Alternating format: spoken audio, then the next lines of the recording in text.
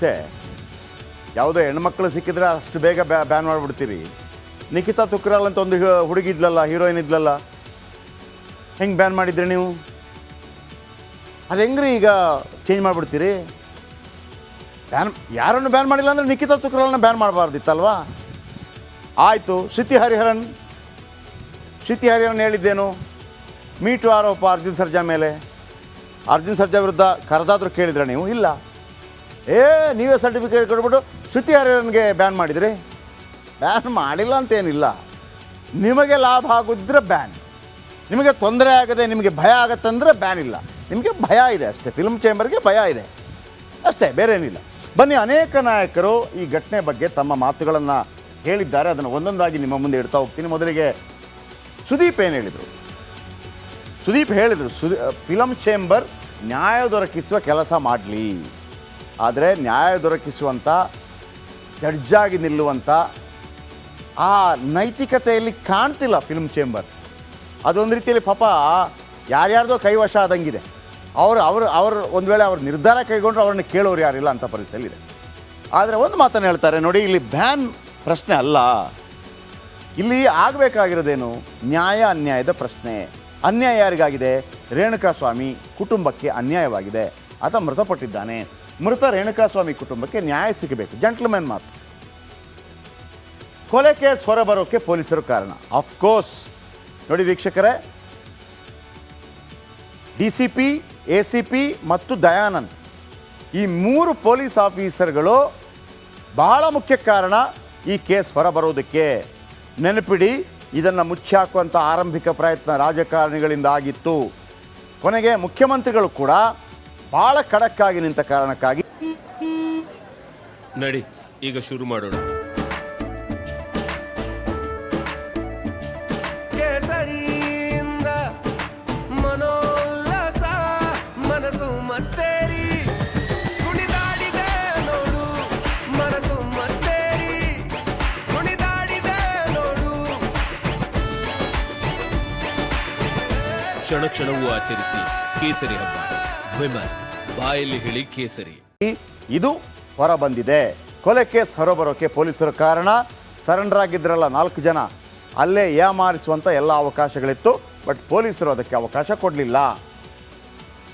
ಪೊಲೀಸರು ಮತ್ತು ಮಾಧ್ಯಮ ಕಾರಣ. ಮಾಧ್ಯಮ ಕೂಡ ಯಾವುದೇ ಕಾರಣಕ್ಕೂ ಕೂಡ ಅದನ್ನು ತಡೆ ಹಿಡಿಯಲಿಲ್ಲ. ಅದನ್ನು ಭಾಳ ಅದ್ಭುತವಾಗಿ ಏನೆಲ್ಲ ವಿಚಾರ ಇದೆ ಅದನ್ನು ನಿಮ್ಮ ಮುಂದೆ ಇಡ್ತಾ ಹೋದ್ವಿ. ಅದು ನಿಜವಾಯಿತು. ಇದಾದ ನಂತರ ರಮ್ಯಾ ಒಂದು ಸಿನಿಮಾದಲ್ಲಿ ಹೀರೋಯಿನ್ ಆಗಿ ನಟಿಸಿದ್ದಾರೆ. ದತ್ತ ಸಿನಿಮಾದಲ್ಲಿ ಹೀರೋಯಿನ್ ಆಗಿ ನಟಿಸಿದ್ದಾರೆ. ರಮ್ಯಾ ಮೊನ್ನೆ ಕೂಡ ಒಂದು ಟ್ವೀಟನ್ನು ರೀಟ್ವೀಟ್ ಮಾಡಿದರು. ಅಂದರೆ 302 ಅಲ್ಲಿ 14 ವರ್ಷ ಜೈಲು ಶಿಕ್ಷೆ ಆಗುತ್ತೆ ಆಗಲಿ ಅನ್ನೋ ರೀತಿಯಲ್ಲಿ ಇತ್ತು.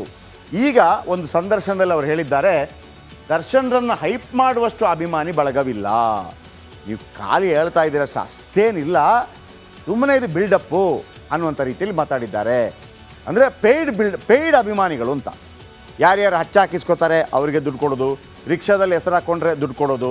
ಆಮೇಲೆ ಆ ನಾಗ ಅಂತಿದ್ದಾರಲ್ಲ, ಯಾರು ನಾಗ ಅಂತಂದರೆ ಈ ಮನುಷ್ಯ ಆ ಕಡೆ ಮ್ಯಾನೇಜರು, ಈ ಕಡೆ ಮ್ಯಾನೇಜರ್ ಅಲ್ಲ. ಯಾರೆಲ್ಲ ಹಚ್ಚಾಕಿಸ್ಕೋತಾರೆ ಅವ್ರನ್ನ ಕರೆದುಬಿಟ್ಟು ದುಡ್ಡು ಕೊಡೋದು. ಆಮೇಲೆ ಅಭಿಮಾನಿ ಸಂಘಗಳಿಗೆ ದುಡ್ಡು ಕೊಡೋದು.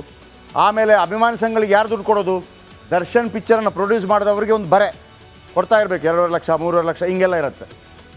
ದರ್ಶನನ್ನು ಹೈಪ್ ಮಾಡುವಷ್ಟು ಅಭಿಮಾನಿ ಬಳಗ ಇಲ್ಲ ಅಂತ ಇವರ ಆರೋಪ. ಒಂದು ವೇಳೆ ದೊಡ್ಡ ಅಭಿಮಾನಿ ಬಳಗ ಇದ್ದರೆ, ದರ್ಶನ ಹೇಳೋ ಪ್ರಕಾರ 50 ಲಕ್ಷ ಇದ್ದಾರೆ. 50 ಲಕ್ಷ ಜನ ಪಿಕ್ಚರ್ ನೋಡಿದರೆ ಸಾಕು, ಸೂಪರ್ ಹಿಟ್. ಈಗ ಒಂದು ಟಾಕೀಸಲ್ಲಿ ಎಷ್ಟು ಜನ ಹಿಡಿಬೋದು? 2,000 ಜನ ಹಿಡಿಬೋದು ಅಲ್ವಾ? 50 ಲಕ್ಷ ಎಷ್ಟು ಲೆಕ್ಕ ಹಾಕಿ. ಎಲ್ಲ ಥಿಯೇಟ್ರ್ಗಳು ಫಸ್ಟ್ ಡೇ ಓಪನ್ ಆದರೆ ಮುಗ್ದೋಯ್ತಲ್ಲ, ಬೇರೆ ಏನೂ ಬೇಕಾಗಿಲ್ಲ. 100 ಥಿಯೇಟ್ರ್ಗಳು, ಕರ್ನಾಟಕದಲ್ಲಿರುವ 100 ಥಿಯೇಟ್ರು 2,000 ಜನರಲ್ಲಿ ಫುಲ್ ಆಗಿಬಿಟ್ರೆ ಆಗೋಯ್ತು, ಸೂಪರ್ ಹಿಟ್. 100 ಡೇಸ್ ಓಡ್ದಂಗೆ 100 ಥಿಯೇಟ್ರ್ಗಳಲ್ಲಿ ಒಂದೇ ದಿವಸ 4 ಶೋ ಫುಲ್ ಆದರೆ 100 ಡೇಸ್ ಓಡ್ದಂಗೆ. ಮೊದಲು ಹೆಂಗಿರ್ತಿತ್ತು, ಒಂದು ಥಿಯೇಟ್ರು 100 ದಿವಸ ಓಡೋದು, 100 ದಿವಸ ಹೌಸ್ಫುಲ್ ಆಗಬೇಕು. ಈಗ ಹಾಗಲ್ಲ, 100 ಥಿಯೇಟ್ರು ಒಂದೇ ಶೋ, ಒಂದು ದಿನ ಹೌಸ್ಫುಲ್ ಆದರೆ 100 ದಿವಸ ಹೋದಂಗೆ ಪಿಕ್ಚರ್ ದುಡ್ಡು ಬಂತು. ಹಂಗಾಗಬೇಕಲ್ಲ. ದೊಡ್ಡ ಅಭಿಮಾನಿ ಬಳಗ ಇದ್ದರೆ ಎಲ್ಲ ಸಿನಿಮಾ ಹಿಟ್ ಆಗಬೇಕು. ಆ ರೀತಿ ಆಗ್ತಾ ಇಲ್ಲ. ಯಾಕಂದರೆ ಕ್ರಾಂತಿ ಪಿಕ್ಚರ್ ದುಡ್ಡೇ ಮಾಡಿಲ್ಲ, 6 ತಿಂಗಳಿಂದ ರಾಜಕಾರಣಿಗಳ ಪರ ದರ್ಶನ್ ಪ್ರಚಾರ ಮಾಡಿದ್ದಾರೆ. ದರ್ಶನ್ ಪ್ರಚಾರ ಮಾಡಿದರೆ ಮತ್ತೆ ಯಾಕೆ ಸೋತರು ಅಂದರೆ, ಇದು ಮಂಡ್ಯದ ಸ್ಟಾರ್ ಚಂದ್ರಿಗೆ ಒಂದು ಟಕ್ಕರ್, ಕುಮಾರಸ್ವಾಮಿಗೆ. ಅಲ್ಲಿ ಸ್ಟಾರ್ ಚಂದ್ರ ಮತ್ತು ಕುಮಾರಸ್ವಾಮಿ ನಿಂತಿದ್ರು. ಓಕೆ, ಕಳೆದ ಬಾರಿ ದರ್ಶನ್ ಮತ್ತು ಯಶ್ ಸುಮಲತಾ ಪರ ಪ್ರಚಾರ ಮಾಡಿದರು. ಸುಮಲತಾ ಅವರು 1,25,876 ಮತಗಳ ಅಂತರದಿಂದ ಗೆದ್ದಿದ್ರು. ಭಾಳ ದೊಡ್ಡ ಅಂತರ, ಅದಕ್ಕಿಂತ ಮೊದಲೆಲ್ಲ 5,000 10,000 ಮತಗಳ ಅಂತರದಿಂದ ಗೆಲ್ತಾ ಇದ್ರು. ಈ ಬಾರಿ ಇದೇ ದರ್ಶನ್ ಕುಮಾರಸ್ವಾಮಿ ವಿರುದ್ಧ ಸ್ಪರ್ಧೆ ಮಾಡಿದಂಥ ಸ್ಟಾರ್ ಚಂದ್ರು ಪರವಾಗಿ ಪ್ರಚಾರ ಮಾಡಿದ್ರು. ಗೆಲ್ಲಬೇಕಿತ್ತಲ್ವಾ? ಕುಮಾರಸ್ವಾಮಿ ಎಷ್ಟು ಓಟುಗಳಿಂದ ಗೆದ್ರು ಗೊತ್ತಾ? 2,80,000 ಪ್ಲಸ್ ಮತಗಳ ಅಂತರದಿಂದ ಕರ್ನಾಟಕದಲ್ಲಿ ದಾಖಲೆ ಪ್ರಮಾಣದಲ್ಲಿ, ಆಮೇಲೆ ಮಂಡ್ಯದಲ್ಲಿ ದಾಖಲೆ ಪ್ರಮಾಣದಲ್ಲಿ ಗೆದ್ದರು. ಅಲ್ಲಿ ತನಕ ಅಲ್ಲಿದ್ದ ರೆಕಾರ್ಡ್ 1998ರಲ್ಲಿ ಅಂಬರೀಷ್ ಅವರು ಸ್ಪರ್ಧೆ ಮಾಡಿದಾಗ 1,80,000 ಚಿಲ್ಲರೆ ಮತಗಳಿಂದ ಗೆದ್ದಿದ್ರು. ಕುಮಾರಸ್ವಾಮಿ 2,80,000 ಮತಗಳ. ಅಂದರೆ ಹೇಳ್ತಿರೋದು, ಅಷ್ಟು ದೊಡ್ಡ ಫ್ಯಾನ್ ಇದ್ರೆ ಗೆಲ್ಲಬೇಕಿತ್ತಲ್ಲ ಚಂದ್ರು, ಗೆದ್ದಿಲ್ಲ ಅಂತ ಹೇಳಿದ್ದಾರೆ. ದರ್ಶನ್ ಪ್ರಚಾರ ಮಾಡಿದರೂ ಕೆಲವು ಕಡೆ ಸೋತಿದ್ದಾರೆ. ಠಾಣೆ ಮುಂದೆ 50 ಮಂದಿ ನಿಂತರೆ ಜಾಸ್ತಿ ಫ್ಯಾನ್ ಇದ್ದಂಗ ಅಂತೇಳಿ ಒಂದು ರೀತಿಯಲ್ಲಿ ಟಕ್ಕರ್ ಮೇಲೆ ಟಕ್ಕರ್ ಕೊಟ್ಟಿದ್ದಾರೆ ರಮ್ಯಾ. ದರ್ಶನ್ ತಪ್ಪು ಮಾಡಿದ್ದಕ್ಕೆ ಯಾರು ಕೂಡ ಕಾರಣಕ್ಕಿಂತ ದೊಡ್ಡವರಲ್ಲ. ದರ್ಶನ್ ಸುತ್ತ ಇರೋರೆಲ್ಲ ನಟೋರಿಯಸ್ ರೌಡಿಗಳು, ಯಾರು ಕೂಡ ಕಾರಣಕ್ಕಿಂತ ದೊಡ್ಡವರಲ್ಲ. ದರ್ಶನ್ ತಪ್ಪು ಮಾಡಿದ್ದಕ್ಕೆ ಶಿಕ್ಷೆ ಅನುಭವಿಸಲೇಬೇಕು ಅಂತೇಳಿ ಅವರು ತಮ್ಮ ಹೇಳಿಕೆಯನ್ನು ದಾಖಲಿಸಿದ್ದಾರೆ. ಏನು ಉಪೇಂದ್ರ ಅವರದೊಂದು ಪಾರ್ಟಿ ಕೂಡ ಇದೆ, ಪ್ರಜಾಕೀಯ ಪಾರ್ಟಿ ಇದೆ, ಹಾಗಾಗಿ ರಾಜಕೀಯ ನಾಯಕರಾಗಿ ಕೂಡ. ಆದರೆ ಉಪೇಂದ್ರ ಅವರು ಸುದೀಪ್ ಹೇಳಿಕೆ ಕೊಟ್ಟ ನಂತರ ಹೇಳಿಕೆ ಕೊಟ್ಟಿರೋದು, ಅದು ಕೂಡ ನೆನಪಿರಲಿ. ನೋಡಿ, ದರ್ಶನ್ ರದ್ದು ಐ ಪ್ರೊಫೈಲ್ ಕೇಸ್. ಹೌದು, ನಿಷ್ಪಕ್ಷಪಾತವಾದ ನಿರ್ಣಯ, ನ್ಯಾಯಕ್ಕಾಗಿ ಕಾಯುತ್ತಿದ್ದೇವೆ. ಕರ್ನಾಟಕ ಮಾತ್ರವಲ್ಲ, ಇಡೀ ಭಾರತವೇ ಬೆರಗಾಗಿದೆ. ಕೊಲೆ ಕೇಸ್ನಲ್ಲಿ ನ್ಯಾಯಕ್ಕಾಗಿ ನಾವು ಕಾಯ್ತಾ ಇದ್ದೇವೆ. ಪಾರದರ್ಶಕ ವಿಚಾರಣೆಗೆ ನಟ ಉಪೇಂದ್ರ ಆಗ್ರಹ ಮಾಡಿದ್ದಾರೆ. ಇದು ಅವರು. ಇನ್ನು ಜಗ್ಗೇಶ್ಗೆ ಒಂದು ಹಳೆ ಕೋಪ ಇದೆ. ಜಗ್ಗೇಶ್ ಅವರ 2 ಹೇಳಿಕೆಗಳು ಭಾಳ ದೊಡ್ಡ ಮಟ್ಟದಲ್ಲಿ ಸುದ್ದಿ ಆಗ್ತಾ ಇದೆ. ಒಂದು, ಅವರ ರಾಘವೇಂದ್ರ ಸ್ಟೋರ್ಸ್ ಸಂದರ್ಭದಲ್ಲಿ ಒಂದು ಹೇಳಿಕೆ ಕೊಟ್ಟರೋ ಕಾರಣಕ್ಕಾಗಿ ಘೇರಾವ್ ಮಾಡಿದ್ರು. ಏನು ಡಿ ಬಾಸ್ಗೆ ಏನು ಬೈತ್ಯ, ಇಲ್ಲಪ್ಪ ಅಂತೇಳಿ ತಡಕಾಡ್ತಾ ಇದ್ರು.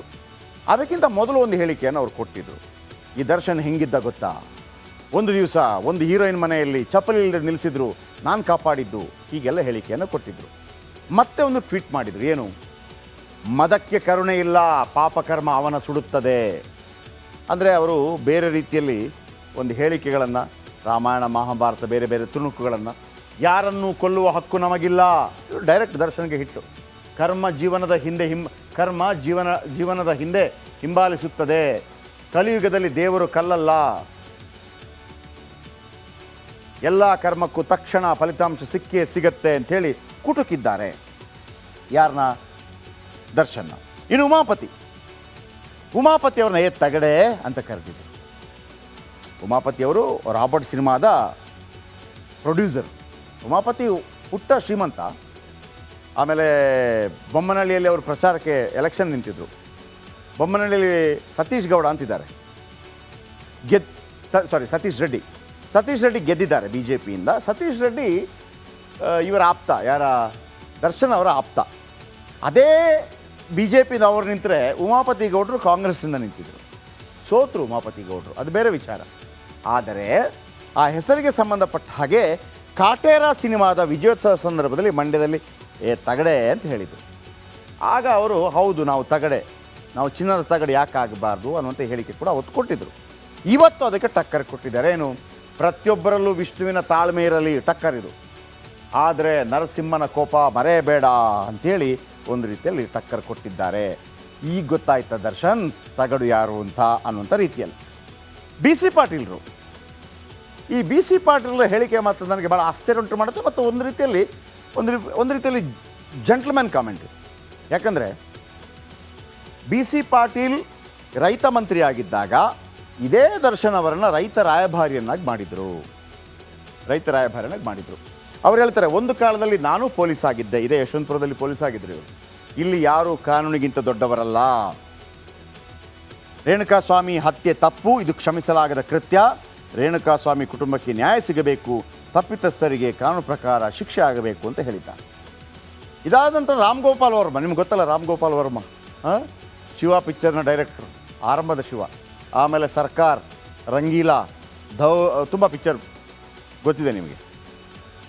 ನಟ ದರ್ಶನ್ಗೆ ಕೊಲೆ ಮಾಡೋ ಉದ್ದೇಶ ಇವ್ರದ್ದೊಂದು ವ್ಯಂಗ್ಯ. ಆಮೇಲೆ ಯಾರನ್ನು ಬಿಡಲ್ಲ ರೀ ಅವರು.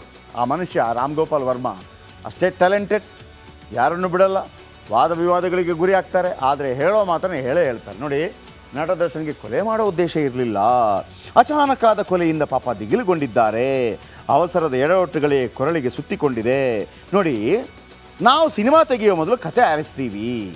ನೋಡಿ ಯಾವ ರೀತಿ ವ್ಯಂಗ್ಯವಾಡಿದ್ದಾರೆ ಅಂತೇಳಿ.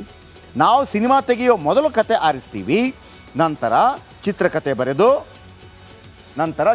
ಬರೆದು ಕಲಾವಿದರ ಆಯ್ಕೆ ಮಾಡ್ತೀವಿ. ಆದರೆ ನಟ ದರ್ಶನ್ ಹಾಗಲ್ಲ, ಅವ್ರು ಹಾಗೆ ಮಾಡಿಲ್ಲ. ಅವರು ಮೊದಲು ಸಿನಿಮಾ ತೆಗೆದಿದ್ದಾರೆ, ಆಮೇಲೆ ಚಿತ್ರಕಥೆ ರೆಡಿ ಮಾಡಿದ್ದಾರೆ ಅಂಥೇಳಿ ಒಂದು ರೀತಿಯಲ್ಲಿ ಎಕ್ದಮ್ ಕೆಣಕಿದ್ದಾರೆ.